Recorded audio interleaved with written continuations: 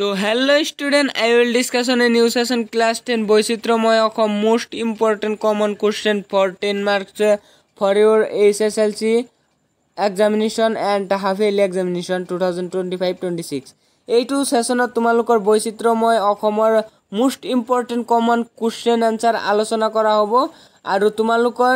ইয়াৰ পৰাই তোমালোকৰ 10 mark common পাই যাবা 100% গ্যাৰান্টি ৰে মই কৈ আছো আৰু মই ইয়াত যেখিনি দেখাইছো হেখিনি যদি তোমালোকে লিখি আহা 100% কমন তোমালোকৰ 10 মাৰ্ক পাই যাবা আৰু তোমালোকৰ পাস কৰাৰ কোনো টেনশন কৰিব নালাগে বৈচিত্ৰ্যময় অসমৰ পৰা যদি তোমালোকে 10 মাৰ্ক পোৱা আৰু 20 মাৰ্ক তোমালোকে টেক্সট বুকৰ পৰাই উঠাব পাৰিবা তো বলা আমি ভিডিওটো স্টাৰ্ট কৰো ফাৰ্স্টত তোমালোকে চোৱা কোশ্চেনত কি কৈছে বৈচিত্ৰ্যময় অসম নামৰ দুটি পাঠত সন্নিবিষ্ট অসমৰ যিকোনো দুটা জনগোষ্ঠীৰ বিষয়ে বৰঙনি যোগোৱা এজনকৈ ব্যক্তিৰ বিষয়ে চমুটুকা লিখা ফাৰ্স্ট তোমালোকৰ ইয়াত 3+3 দুজন ব্যক্তিৰ বিষয়ে লিখিব লাগিব আৰু ইয়াত তোমালোকৰ 6 মাৰ্ক পাই যাবা 100% আৰু তোমালোকক দিব পাৰে উৎসৱ পাৰ্বণ নহয় দুটা জনগোষ্ঠীৰ উৎসৱ পাৰ্বণ আৰ নহয় তোমালোকৰ দুটা জনগোষ্ঠীৰ বিষয়ে আলোচনা কৰিবলৈ লিখিবলৈ দিব তো এইখিনি পঢ়িলে তোমালোকে 100% 10 মাৰ্ক পাই যাবা তো এতিয়া সোৱা তিয়া জনগোষ্ঠীৰ বিষয়ে ব্যক্তিত্ব ইন্দ্ৰ সিং দেউৰী আছিল তিয়া সমাজৰ এক প্ৰগতি প্ৰণায়ন নেতা তেওঁৰ জন্ম হয় 1932 চনত পশ্চিম কামৰী আংলং জিলাত তেওঁ তিয়া সমাজৰ সামাজিক ৰাজনৈতিক শিক্ষাগত উন্নয়নৰ বাবে জীৱনৰ অন্ত পৰ্যন্ত কাম কৰিছিল 1960 চনত তিবাসা মিছন প্ৰতিষ্ঠা কৰি তিয়া সমাজৰ শিক্ষা আৰু কুটিৰ শিল্প বিকাশ ঘটায় লগতে লালুং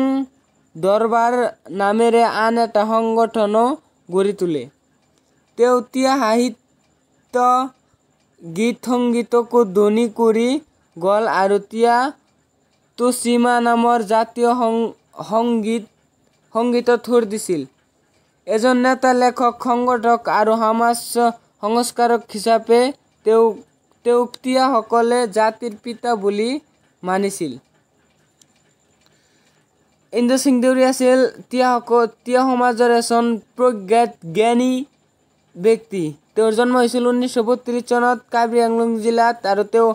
সমাজৰ প্ৰতি শিক্ষাগতভাৱে সামাজিকভাৱে ৰাজনৈতিকভাৱে বিভিন্ন দিশৰ পৰা তেওঁ সংগীতৰ বাবে বিভিন্ন দিশৰ পৰা তেওঁ উন্নত কৰি তুলিছিল এইখিনি তোমালোকে লিখিলেই হৈ যাব সেকেন্ডটো চোৱা তোমালোকে দেউৰী জনগোষ্ঠীৰ বিষয়ে ব্যক্তিত্ব ভীমবৰ দেউৰী আছিল অসমৰ এজন প্ৰখ্যাত সমাজ সংস্কাৰক আৰু নেতা তেওঁৰ জন্ম হয় 1903 চনত তেওঁ আইনজ্ঞ আছিল আৰু অসমত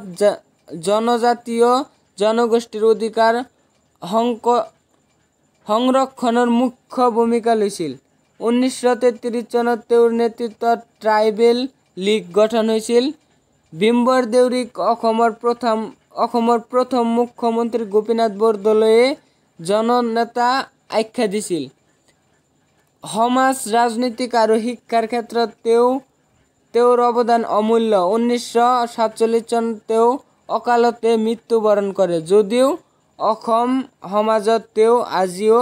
অনুপ্ৰেৰণা স্বৰূপ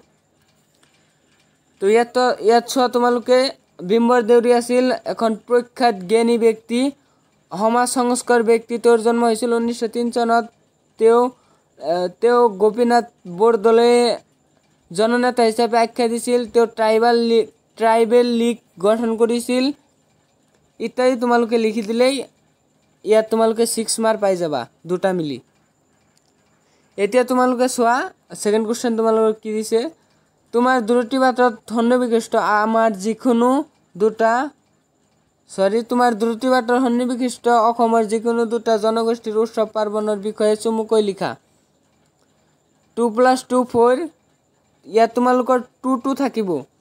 নহয় তোমালোকৰ জনগোষ্ঠীৰ বিষয়ে লিখিব দিব নহয় তোমালোকৰ দুটা জনগোষ্ঠীৰ উৎসৱ পাৰ্বণৰ বিষয়ে লিখিবলৈ দিব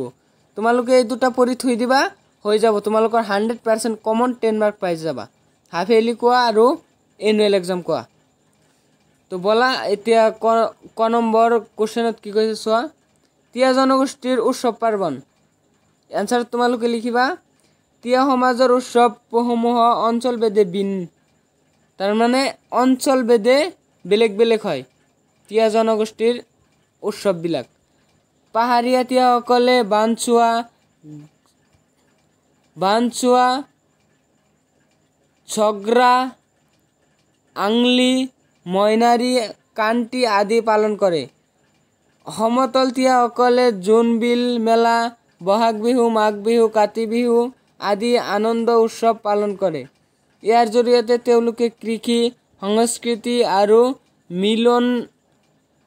মিলন্তসৱক অগ্ৰগণ্য কৰি তোলে।